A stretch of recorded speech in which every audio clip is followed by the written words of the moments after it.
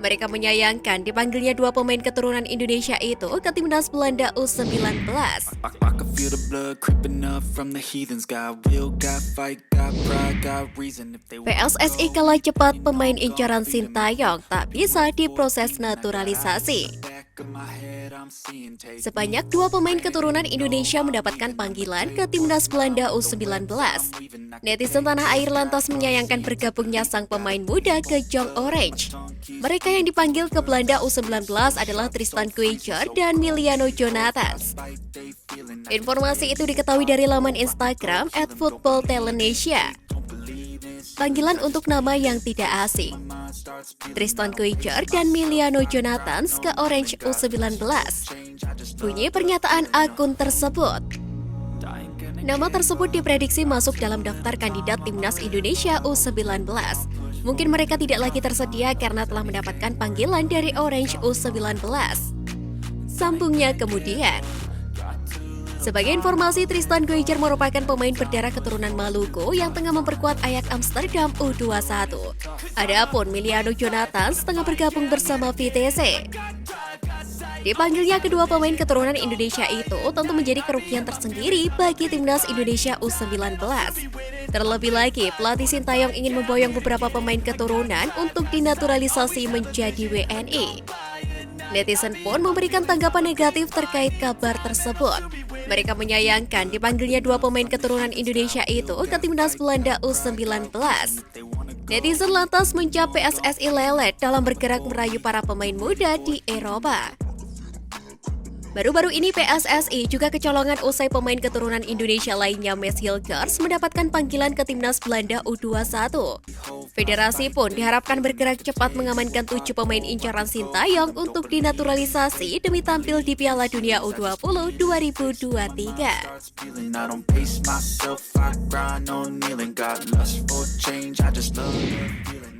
Jelang FIFA Matchday, Andre Tani beri pesan ke Sintayong. Kiper Persija Jakarta Andre Tani Ardiasa memberi pesan penting ke pelatih Sintayong jelang laga timnas Indonesia versus Curaçao. Sejak terakhir kali mengikuti pemusatan latihan pada Januari 2020, nama Andre Tani Ardiasa tidak pernah masuk dalam daftar panggilan Sintayong. Sintayong memang diketahui lebih memilih meletakkan kepercayaan kepada pemain-pemain yang lebih muda sebagai pembentukan generasi baru. Nama-nama kiper muda seperti Emry Yandi, Nadeo Argawinata, Syahrul Trisna, dan Hernando Ari Sutaryadi lebih sering dipercaya untuk menjaga gawang skuad arahan Sintayong. Meskipun belum pernah dipanggil lagi, Andre Tani Ardiasa mengaku tidak ingin terlalu memusingkannya. Kiper berusia 30 tahun tersebut berpesan bahwa dirinya percaya dengan keputusan Sintayong terkait persoalan pemanggilan pemain. Kalau masalah timnas Indonesia, biarkan pelatih yang memilih, kata Andre Tani. Andre Tani juga menjelaskan bahwa saat ini yang terpenting baginya adalah memberikan penampilan terbaik bersama klub yang dibelanya, Persija Jakarta. Dengan penampilan yang baik bersama klub, tentu sedikit banyak bisa menjadi input baru bagi Sintayong saat memilih pemain untuk laga FIFA Matchday September melawan Curaçao. Peluang Andre Tani tentu belum tertutup, karena hingga saat ini Sintayong belum mengumumkan daftar nama pemain yang akan dipanggil.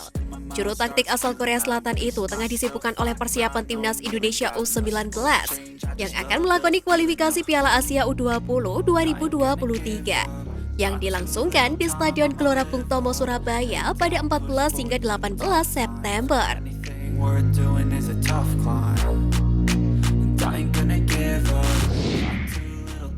Gagal cetak sejarah di Slovakia, Egy janjikan satu hal.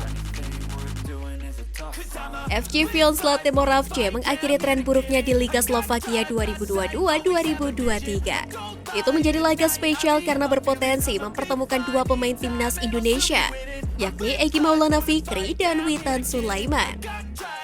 Bermain di Stadion FC Vion Zlate Moravce pada Sabtu 3 September 2022 silam, FC Vion menang tipis dengan skor 1-0 berkat gol Denis Duga di menit ke-45. Di laga itu, Witan diturunkan sebagai starter oleh pelatih AS Trenčín Marian Ziman. Namun sayang Egy tidak dimainkan di laga tersebut. Pelatih FC Vion Jan Kocian hanya menjadikan Egy sebagai penghangat bangku cadangan. Alhasil duel timnas Indonesia pun gagal terjadi di laga tersebut. Egy pun hanya bisa bertekad untuk menjadi lebih baik agar bisa lebih sering dimainkan. Apa yang bisa saya katakan? Dukung kami saja, saya akan menjadi lebih baik, kata Egy dikutip dari YouTube Esensia Re.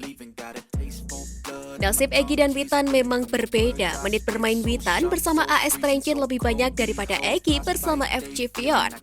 Sejauh ini Witan sudah tampil sebanyak 4 kali, sedangkan Egy baru 2 kali. Secara kolektif, posisi AS Trencin di papan klasemen sementara Liga Slovakia 2022-2023 juga lebih baik dibanding FC Vion. AS Trencin berada di peringkat ke-7 klasemen sementara dengan 11 poin.